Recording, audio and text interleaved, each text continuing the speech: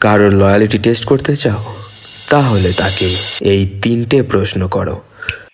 প্রথম প্রশ্ন, যদি আমি 1 মাসের জন্য কোনো রকম কারণ ছাড়াই নিরুদ্দেশ হয়ে যাই, তাহলে কি কি বদলাতে পারে?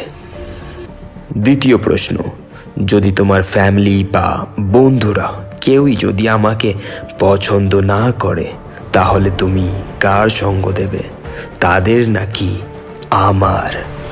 এই প্রশ্নই বলে দেয় তার জীবনে তোমার ভ্যালু কতটা গভীর।